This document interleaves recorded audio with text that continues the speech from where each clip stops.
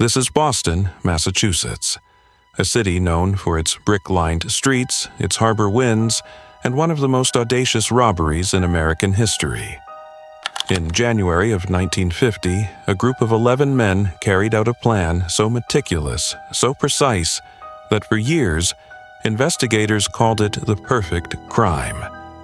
They didn't storm a bank with guns blazing, they didn't crack open a vault with dynamite, they simply walked in and walked out, with nearly $3 million in cash and securities.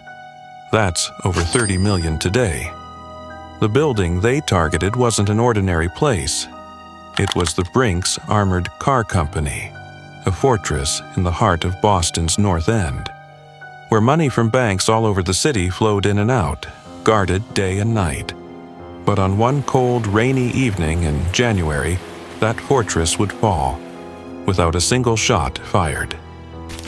This is the story of the Great Brink's Robbery, a crime so perfectly planned it took the FBI nearly 6 years to solve. The mastermind, Anthony Pino.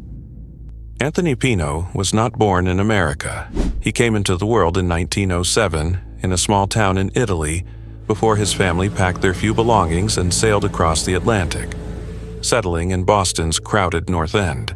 As a teenager, Pino drifted toward the city's underbelly. He was clever, persuasive, and always looking for the next easy dollar. By his 20s, he'd been arrested more times than he could remember: theft, fraud, petty burglary. But he always found a way to talk himself out of real trouble. In 1941, immigration authorities tried to deport him. They saw him as a career criminal with no future in society. But at the last moment, the governor of Massachusetts intervened, granting Pino one final chance to reform. He didn't. Years passed. At 40, Pino was still broke, living on small-time scams and favors.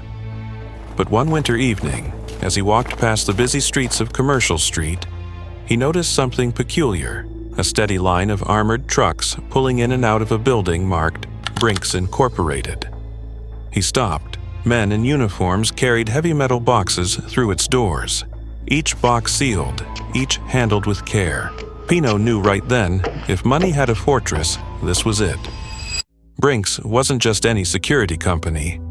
It was the gold standard of armored transport, trusted by banks, businesses, even the government. Inside its Boston headquarters stood the heart of its operation, a reinforced cash room on the second floor, guarded by steel doors, alarm systems, and multiple locked checkpoints. Breaking in was considered impossible. But to Pino, impossible was only another kind of challenge.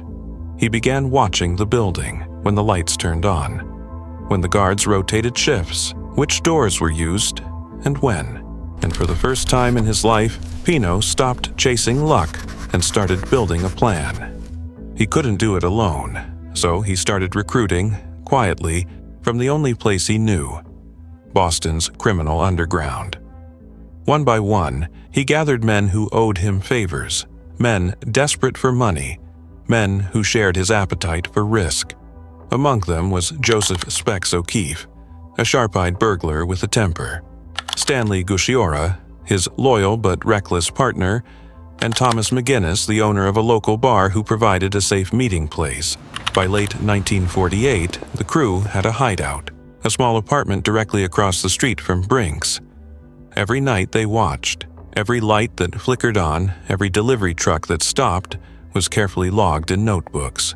Weeks turned into months. They learned everything, from the cleaning schedule to the timing of bank deliveries.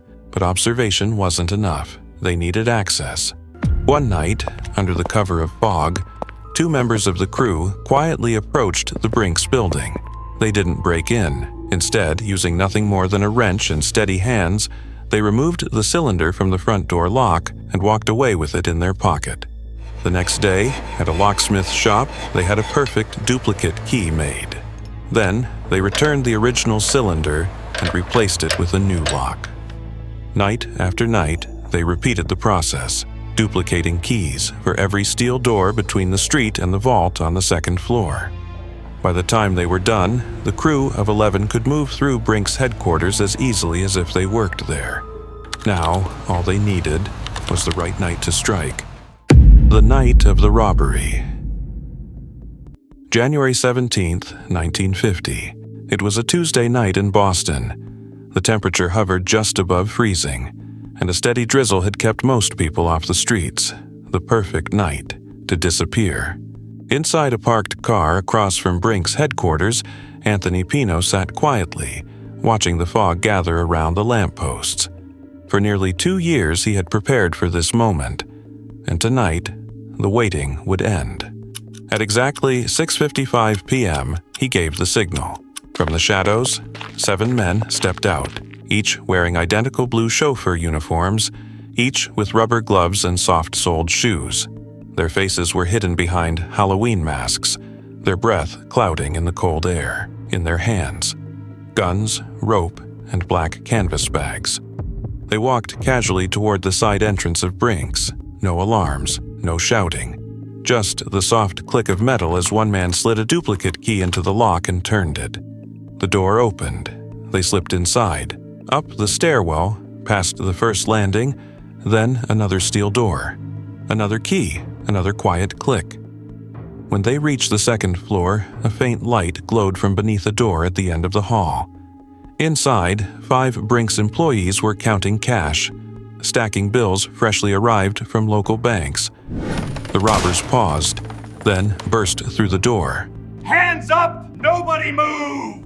The employees froze. Before anyone could speak, they were pushed against the wall, their wrists bound with thick rope, their mouths sealed with adhesive tape. No one screamed, no shots were fired. One by one, the masked men moved to the vault. They didn't need explosives. They had the key.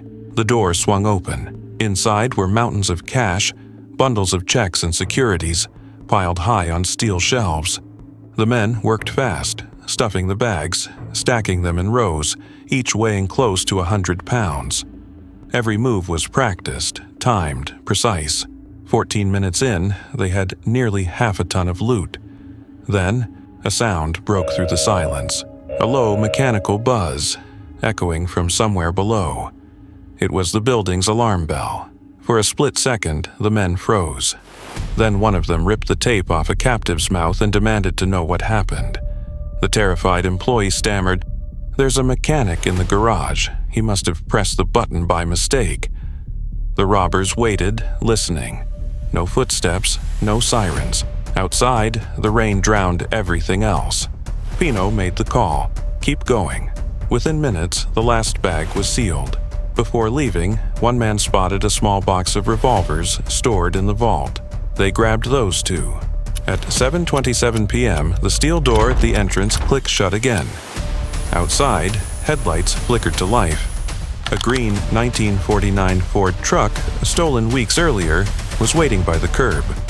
The robbers loaded the bags, climbed in, and vanished into the dark streets of Boston. When the employees finally wriggled free and called the police, Brink's headquarters was empty, the floor littered with rope and tape, but not a single fingerprint to be found. The company's loss was later tallied at $2.775 million, more money than any robbery in U.S. history at the time, and for years, no one would know who did it. The investigation and the manhunt. By morning, Boston was in shock. Every newspaper headline screamed the same words: Brink's robbery, $2.7 million stolen. The crime seemed impossible. No alarms had gone off in time. No one had been seriously hurt, and not a single clue pointed to who had done it. When investigators arrived, they found only scraps of rope, a few strips of tape, and a single gray chauffeur's cap. The vault itself was clean, too clean. There were no fingerprints, no footprints, nothing. The FBI launched one of the largest investigations in its history. Hundreds of agents fanned out across Massachusetts, questioning everyone even remotely connected to Brink's, from armored truck drivers to janitors. Every lockmaker in Boston was interrogated. Every criminal informant was pressed for leads, but the robbers had left nothing behind. It was as if they had simply vanished. The Bureau called it the crime of the century, and for years it stayed that way, a perfect mystery. Then came the first crack. About 2 weeks after the robbery, a young boy playing near Mystic River, 5 miles north of Boston, stepped on something hard buried in the sand. When he dug it out, it turned out to be a revolver. Police rushed to the scene.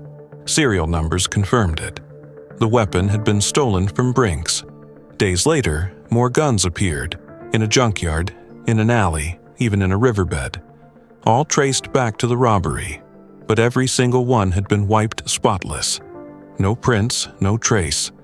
The robbers were taunting them. Months turned into years. Leads came and went. FBI sketches covered entire walls, but none of them matched. For 5 long years, the trail went cold. Then, in 1954, Joseph Specs O'Keefe, one of Pino's trusted men, had been arrested on a weapons charge in Pennsylvania. Desperate for bail money, he wrote to Pino from jail, demanding his share of the Brink's loot. Pino refused. What happened next would destroy the crew from within. Frustrated and broke, O'Keefe threatened to talk. So Pino did what men like him always do. He tried to silence him. One June morning in 1954, a hitman tracked O'Keefe's car in Boston and opened fire through the driver's window. O'Keefe survived. 11 days later, it happened again. Another gunman, another burst of bullets. Somehow, he lived a second time. Lying in his hospital bed, his body stitched and bandaged, O'Keefe realized something.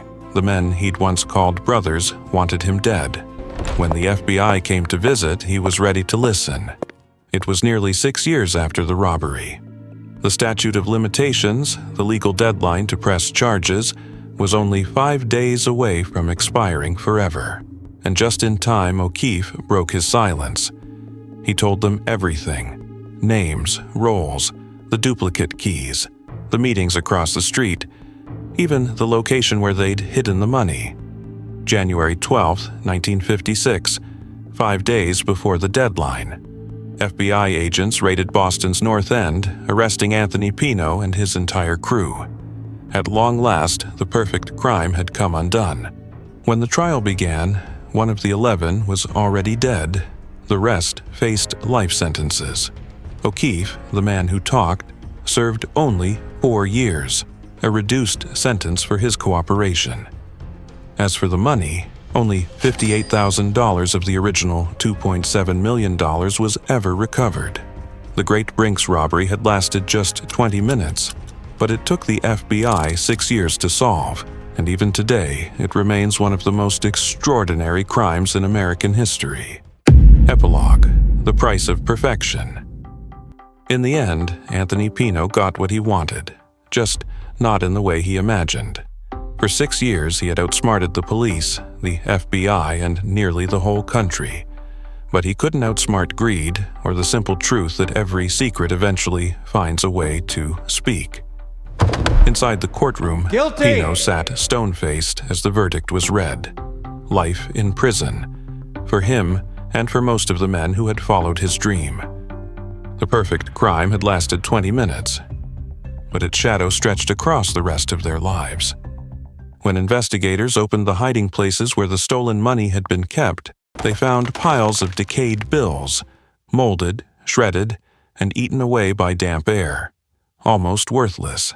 Of the millions taken, only a few stacks could still be counted. It was as if the fortune had rotted alongside the men who'd stolen it. Looking back now, the Great Brink's robbery stands as more than just a headline. It's a reminder that brilliance without conscience always collapses under its own weight. Pino and his crew built a masterpiece of crime, a plan so precise that even law enforcement called it beautiful. But perfection means nothing when it's built on the wrong foundation, because in the end, no matter how clever the crime, time itself never forgets. And as the last bag of money was counted, and the courtroom lights dimmed, the story of the Brink's robbery faded into history, a cautionary tale carved deep into the brick walls of Boston's North End. The perfect crime was never perfect at all.